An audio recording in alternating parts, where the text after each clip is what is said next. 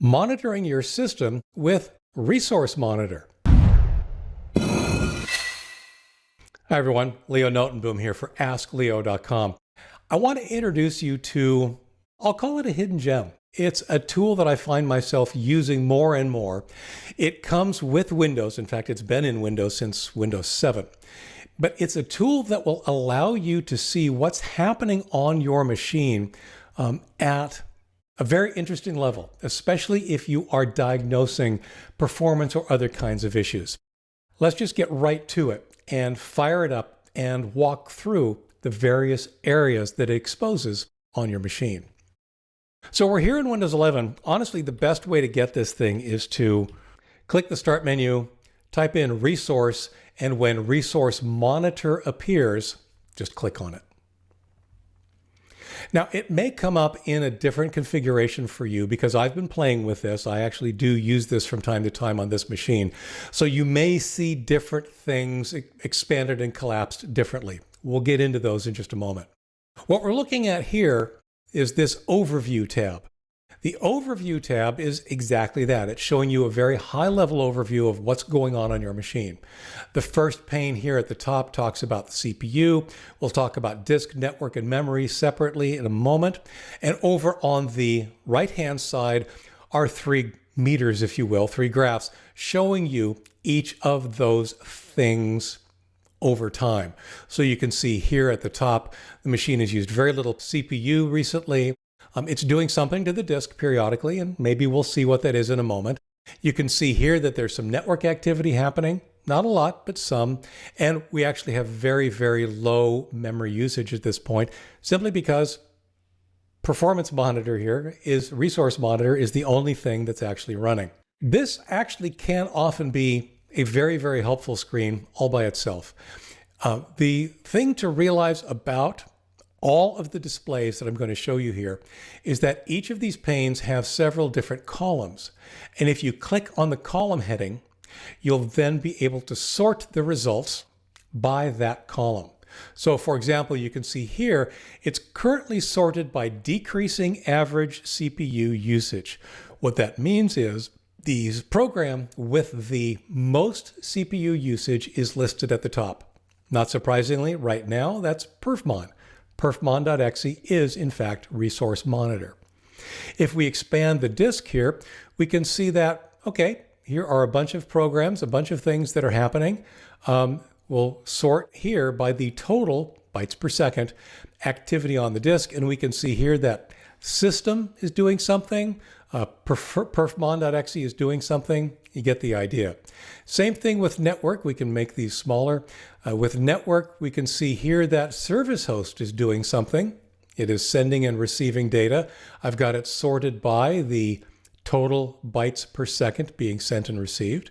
And then finally, in memory, we can see here, I've got it sorted by private. The other one that's useful is to sort by working set. You can see that Explorer, which is essentially the task bar and Windows Explorer, is using the most amount of memory. Now, before we proceed, I'm actually going to make this a little bit bigger so you can actually see more of what's going on here. I'm going to readjust some of these sizes. But this is a very typical default display that you'll get if you just fire up Resource Monitor. But wait, as they say, there's more. You'll notice we're currently only looking at the Overview tab, which is showing us basically a little bit of everything. If we click now on the CPU tab, all of a sudden we have different information. We have more things to look at. We'll expand each of the four panes here so that we can see exactly what is happening. Once again, we're still sorted by average CPU. Perfmon.exe is the application that is using the most. I'll go ahead and click the checkbox in front of it, and now all of a sudden we can see that it is providing no services. It is not something that provides system services. If instead we were to click on Service Host, we can see that it does. This particular instance of Service Host is supporting the remote desktop services available on this machine. This other service host, for example, a little further down the list, that's got a couple of other things, RPC, endpoint mapper, and remote procedure call. Again, this is one way of finding out exactly what is in the various instances of service host. Now, if we have nothing checked in the processes list, we can simply see all of the services that are currently running on the system. And you can see there's quite a few. There are a lot of services that are running in a system, even when it's doing quote unquote nothing. Associated handles is an interesting one. We'll look at perfmon and we can see that there are a bunch of associated handles. Handles are simply references to things. Normally we think of them as files. So if I take a look at the handles that are listed here for perfmon.exe, you can see that a number of them are in fact files of some sort. These are different files that are being used by perfmon to provide its functionality. In many cases, you can see that these are DLL, essentially DLL files that actually contain executable code. These are pieces of the program itself. In other cases, you'll also find files, and I don't think perfmon has any right now, that are data files. If perfmon were going to write information to a file or cache some information to a temporary file, that would be listed here, including the full path to whatever file that happens to be. What's most interesting about the associated handles is that you can see everything that perfmon is doing. You can see everything that this program is referencing. Files, events, registry keys, and more are all referenced here in files. Associated modules, again, we saw that there are a bunch of DLLs that are referenced as handles, but another way of looking at the various modules that are loaded and as part of perfmon are this associated modules list. And you can see, once again, there's a bunch of them. These are all various pieces that are coming either from DLLs or other files that are associated with the program we're looking at, or they're actually components of Windows that are being referenced by the program we're looking at. So this is a quick way of seeing exactly who's doing what and what kind of resources they are using while they're running. Now, you may not necessarily be interested in who's doing the most right now, in which case, if you're really just interested in things by name, then you can simply sort by image. And you can see here I've got Google Chrome running, even though it's not running. You can see I don't have the browser itself running right now. It has a background task, but you can see that it's there. And you can now see what its impact on the system is. That's CPU. That's a way of looking at which programs are running on your machine and what their impact is at the processor level. How much processor are they using, and what are the components making up those files? Now, before we leave CPU, there's one other thing I want to point out, and that is the set of graphs on the right. At the top, you can see the total CPU usage, which, as I said, not a whole lot going on right now. It's just perfmon doing its thing. Service CPU usage will show you the CPU usage that is only by the listed services, the services that are running on your machine. And then finally, CPU 0, 1, 2, and 3. This is a quad-core machine. So you can see now exactly which CPU is using all of the resources, or which processes are using which CPU. Most of the time, it'll be very fluid. You'll find that they all average out to about the same amount. But every once in a while, you'll end up with a process that is written poorly. It's not written for multi-CPU and is hogging all of a single CPU. That'll become really evident here when one CPU is like pegged or running much higher than any of the others. Let's go have a look at memory. Memory is another interesting thing with Windows. It's very complicated. I don't want to oversimplify it because there are so many different ways of looking at exactly how Windows uses memory, how it allocates memory, when it chooses to do what. But here you get a nice overview of exactly where your memory is going. Once again, you can sort by things like working set or private. These are the two approaches that I find the most useful. You can sort by commit. That is a completely different measure. That is, it's magic. It's the stuff of nightmares if you try to understand it. I just prefer working set and private as being the two most useful measures of who's using memory. And you can see here, you're looking at working set, explorer.exe is number one on the list. If I look at private, it's this thing called memory compression. Memory compression is a Windows function that tries to literally compress or make memory usage more efficient, making more memory available to some of the other applications that happen to be running on your system. Down here in the second pane, we've got this interesting graph of how physical memory is in fact being used. And you can see here that it's got some of it reserved by the hardware. Usually that's things like video display buffers and a few other things. The amount of memory that's actually in use, the amount of memory that's been modified, presumably waiting to get written back out to disk or something. The amount of free memory. I have 102 megabytes of free memory. Don't be concerned if the amount of free memory is not as much as you think it should be. We're doing nothing on this machine, right? The only thing that's running is perfmon itself, is resource monitor itself. And yet we have very little free memory available. Windows is making use of memory that's not otherwise being used. It's used for cache, it's used for disks optimization, it's used for any number of things. Don't be concerned. Now, on the far right, once again, we have some interesting graphs that are useful. Used physical memory, you can see that it has pretty been steady the entire time we've been doing this. Commit charge, as I mentioned, commit is one of those things that I'm just not going to talk about. It's useful, especially if you see it start to spike, but outside of that, you're probably going to see performance issues elsewhere when that happens. Hard faults per second is probably the most interesting item that I haven't talked about yet.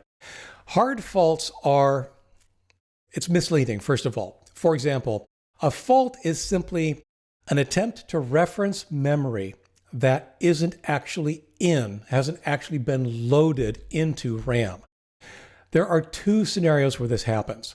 For example, Windows itself will often load programs by saying, okay, this application that's on disk, we're now going to think of it as being in RAM, even though it's not. And we're just going to start running it, even though we haven't loaded it into memory. What happens is that as the running program tries to reference something that isn't yet in RAM, that's called a fault. And if it's a running program, all that really means is, okay, go load whatever it is you need from the image of that program on disk. It's a way of loading the program into RAM without having it be a second separate step.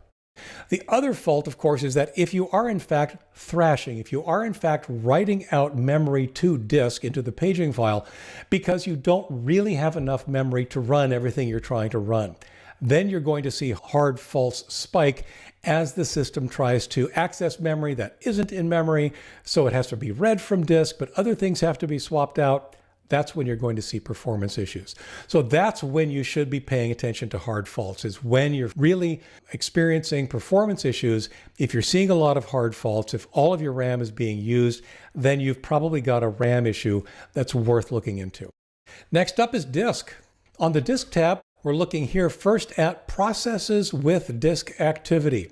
And you can see there are some. The system process, Windows itself, of course, has disk activity. Chrome, which is running in the background, seems to be doing something to disk. In my case, the registry is doing something. Service host is doing something. You'll notice that perfmon, the system resource monitor, is not actually doing anything to disk itself. It is just reporting what's happening. You can see here the disk activity. What's interesting about the disk activity display is that it's going to show you which files are having that disk activity. So if we sort now by total bytes, total activity, bytes per second, and we take a look at exactly which files have the most activity, sure enough, there are some log files, there's some service host files. You get the idea. You can see exactly which files are responsible for all of the disk activity you're seeing. And then finally, down at the bottom here, you can see there's some amount of available space, total space, whether there's activity or not. What we'll do is we will select one of the programs at the top here. I'll select Chrome.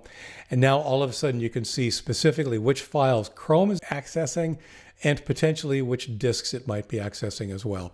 Off to the right, we have again disk activity here at the top, showing us what the disk activity is over time.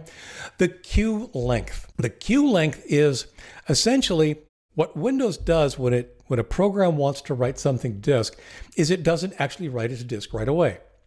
In order for Windows to allow the program to get on with whatever it wants to do, instead of waiting for a slow disk, it says, okay, great. I'll take what you want to write. I'll put it in a queue. You can go on about your business, and I will write this to disk as time permits, as the disk is ready.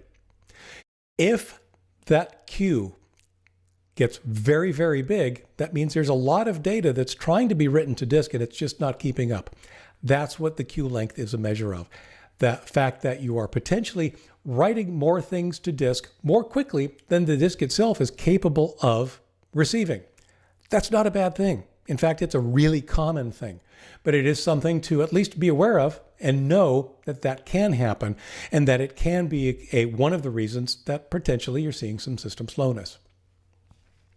Finally, the network. The network is an interesting one because once again, it's showing you all of the applications that are doing things on the network. And by network, I mean both your local area network, the other machines that you happen to have, and your router, and the internet. So once again, we'll go ahead and look at the various applications. We can see that there are various addresses that they are connecting to. Here are with actual activity. Here are all of the connections that are currently in place. You'll notice that there are connections that have no activity. That's actually common. What often happens is that a program will open a connection to a remote server or a remote site because it's going to use it. Not because it needs to use it right now, just because it's going to use it at some point. That is a connection that is open, but there's no activity on the connection. More commonly, you'll probably see things like connections that are transferring data up and down. And again, this is where you'll see it. Once again, we've got the network activity sorted by total bytes per second. And you can see here that right now, Chrome is doing something. The other thing that's interesting then, of course, is, well, who's it doing it with? Well, if we expand the address field, now we can see some of the IP addresses, or in some cases, the actual domain names that are associated with whatever the program is doing.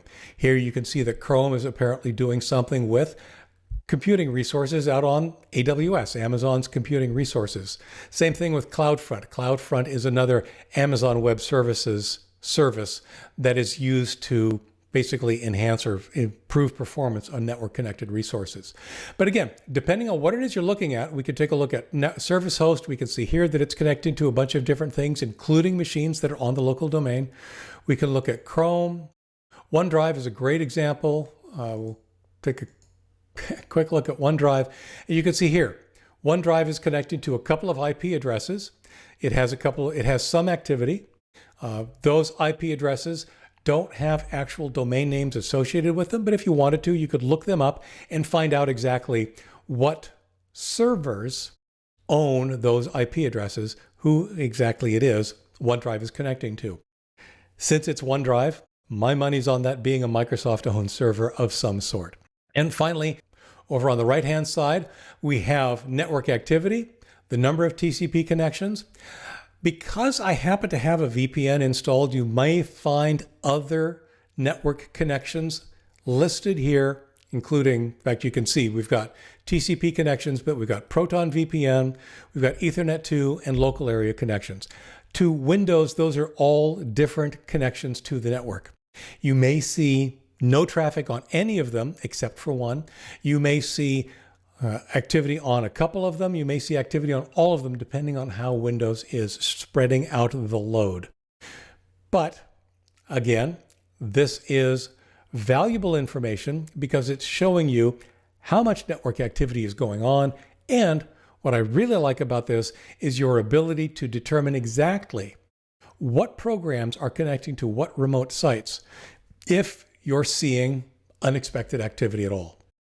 I also want to point out listening ports here in the network tab.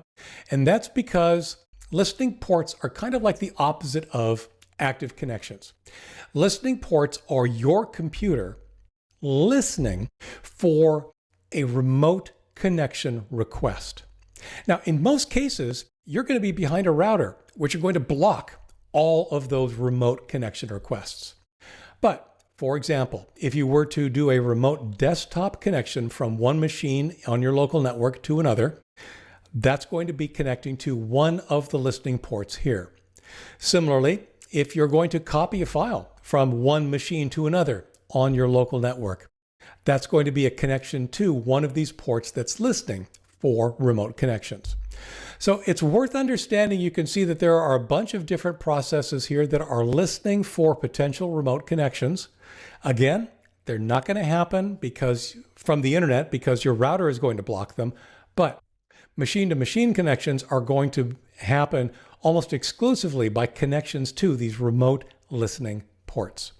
So again, that's Resource Monitor. I've really just skimmed the surface here. I had to, for nature of time, gloss over a lot of what's in here. But I really encourage you, if you're at all interested, to take some time, fire up the tool, and explore not only what is available in this utility, but also what's running on your machine, especially if you're in a situation where you're not experiencing a problem. Get an idea of what it means for your system to be running normally. You'll see that there are a lot of things going on. There are a lot of processes running on your machine. There are a lot of network ports being listened to on your machine.